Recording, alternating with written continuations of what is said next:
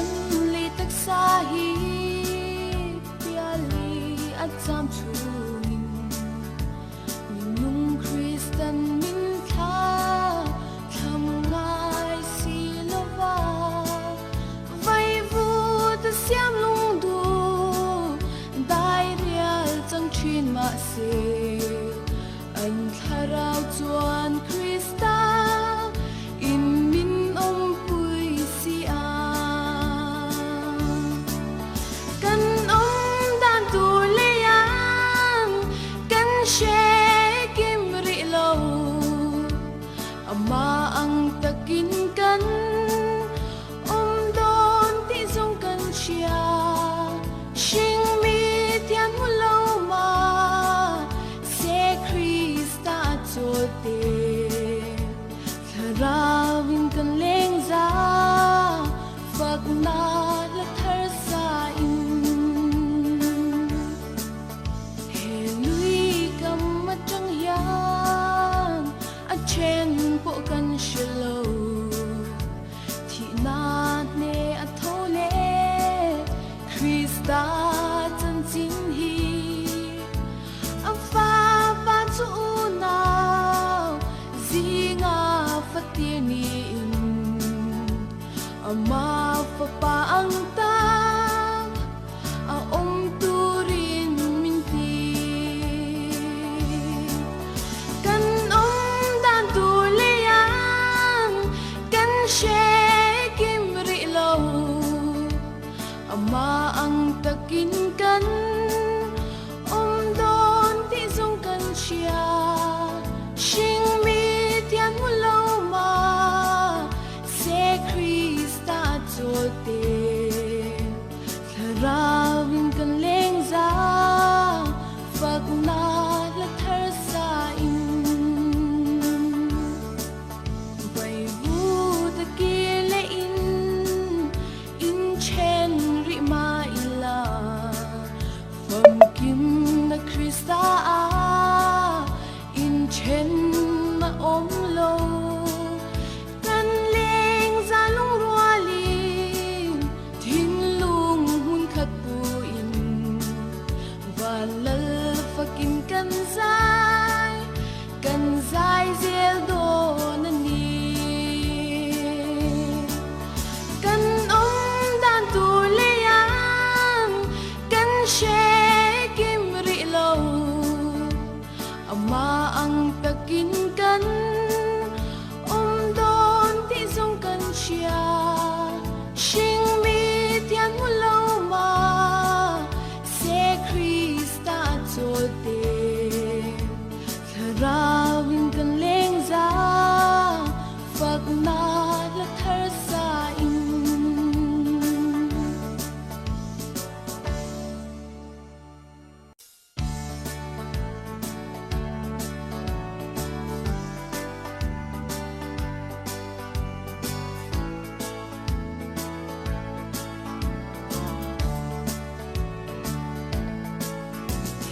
kan li tak sahi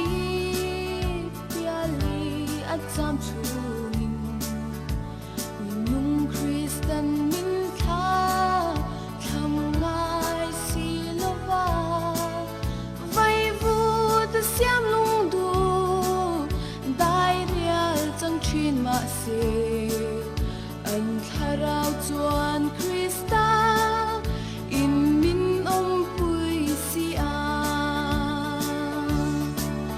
kan om dan tu le yang kan she kim ri lo ama ang takin kan om don ti zong kan chia shing mi tian mu lo ma se Krista cho te rawin kan leng za Fakna la thar sa in he lui kam ma chang yang a chen po kan shilo thi na ne a thole Krista chan chin hi a fa ba chu now Ama papaang tam turin minti kan dan tulian kan shekim rilaw ama ang takin kan don ti song kan siya shing mi tian mulau ma se Krista zote Rawin kan Leng za Fakna la thar sa in Vai vu ta kile in chen ri ma ila Vom kim na Krista in chen ma om lo kan Leng za lung rualing tin lung hun khat pu in valal fakin kan zai zel do na ni kan dan tu lian kan shekim ri lo ama ang takin kan don ti song kan siya shing mi tian mulau ma se Krista zote Rawin kan Leng za Fakna la thar sa in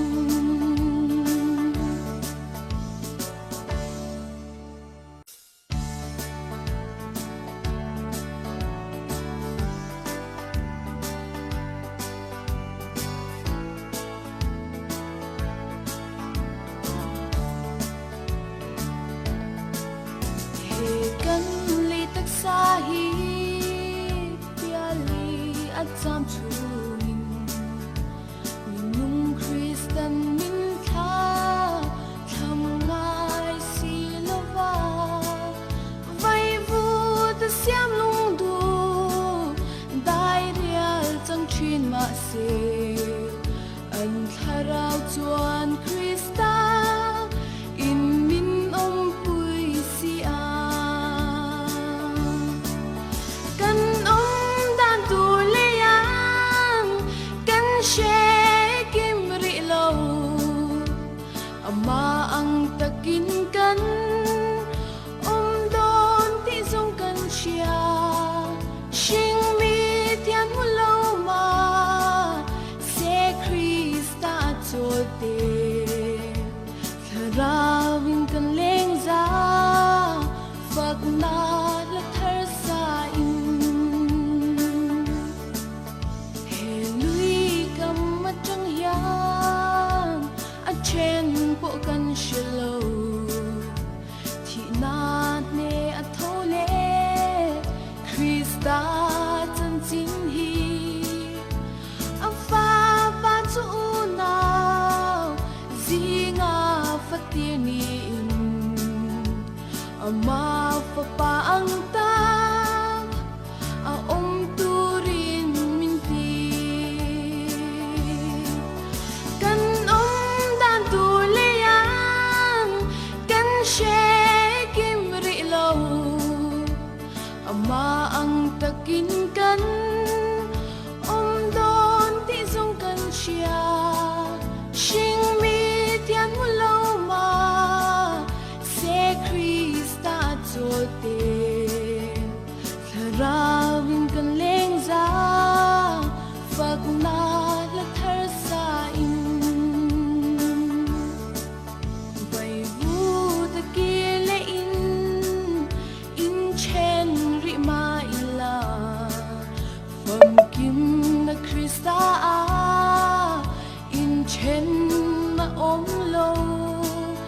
kan Leng za lung rualing tin lung hun khat pu in